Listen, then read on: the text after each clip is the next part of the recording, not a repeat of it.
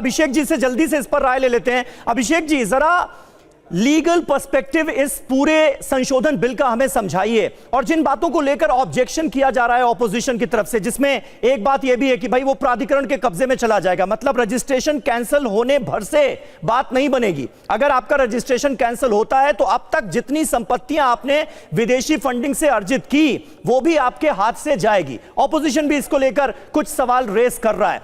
क्या जो संशोधन बिल है अगर यह कानून में बदल जाता है तो यह दिक्कत हो सकती है? क्या वो लूपहोल्स आपको नजर आ रहे हैं क्या कि एक खास विचारधारा से जुड़े एनजीओ जो काम कर रहे हैं उन्हीं को सारी फैसिलिटी मिले, और अगर कोई विरोधी विचारधारा के एनजीओ हैं तो वो ठीक तरीके से काम ना कर पाए? क्योंकि यह एक बड़ा आरोप लगाया जा रहा है। क्या इसकी संभावना नए प्रावधानों में नजर आती है?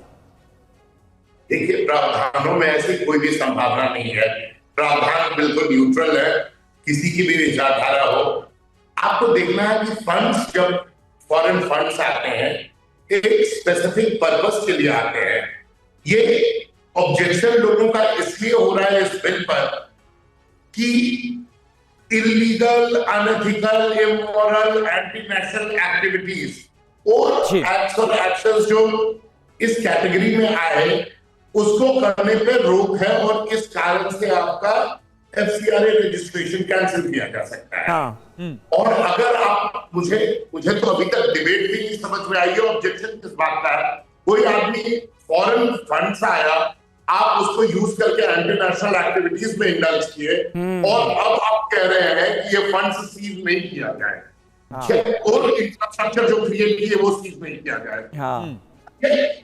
बात बहुत छोटी सी है और सिंपल है।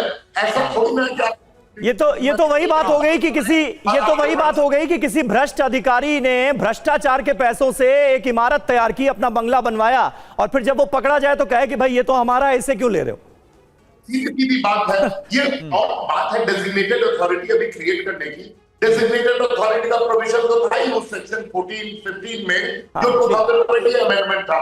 कल की तारीख में हम आप ये छोड़ दीजिए फॉरेन फंडिंग को, आप लेके चलिए जो एनजीओ काम करते हैं, कोई सोसाइटी होता है, कोई रजिस्टर्ड ट्रस्ट होता है। सपोजिंग कोई सोसाइटी है रजिस्टर्ड ट्रस्ट, अब वो अपना काम नहीं कर सकता है, this is a public institution. तो ये जब फंड्स पब्लिक है, इंस्टीट्यूशन पब्लिक है, तो सरकार के और अभिषेक जी, जो नया अमेंडमेंट है उसमें एक और बात है, क्योंकि सरकार का यह तर्क है कि इससे पारदर्शिता और ज्यादा आएगी। इसमें बताया गया है कि जो अथॉरिटी है, जो प्राधिकरण है, अगर उसका फैसला गलत लगता है तो जो जिला न्यायाधीश है उसके पास जाकर अपील भी की जा सकती है, इसका भी प्रावधान है। तो फिर जो विपक्ष की तरफ से या फिर कुछ ट्रस्ट और एनजीओज की तरफ से विरोध किया जा रहा है, गतिरोध पैदा किया जा रहा है, वो कहां तक फिर वाजिब है? क्योंकि अपील का भी पूरा प्रावधान दिया गया। देखिए समीर जी,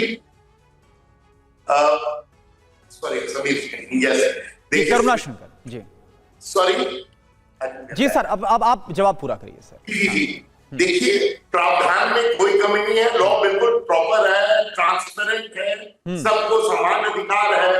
क्वेश्चन ये है कि डोमेस्टिक लेजिस्लेशन में यूएस के भी लेजिस्लेटर पूछ जाते हैं। अब यूएस के लेजिस्लेटर का पर्सपेक्टिव है दिस इज अगेंस्ट क्रिश्चियनिटी। कोई भी आदमी इसको पढ़कर कभी नहीं बोल सकता है इसमें क्रिश्चियनिटी का कहां से, कोई भी तरीके से एंटी क्रिश्चियन कैसे आप बना सकते हैं। The question is not that. The question is funds, इसका मतलब है कि आ रहे थे for designated purposes जिसमें वो यूज नहीं होकर कहीं और यूज हो रहे थे। तो डर उस बात का है कि जिस तरीके से हम फंड्स को इस्तेमाल कर रहे थे, which was not strictly उसी पर्पस के लिए जिस पर्पस के लिए फंड्स आए थे, तो गवर्नमेंट सीज कर लेगी।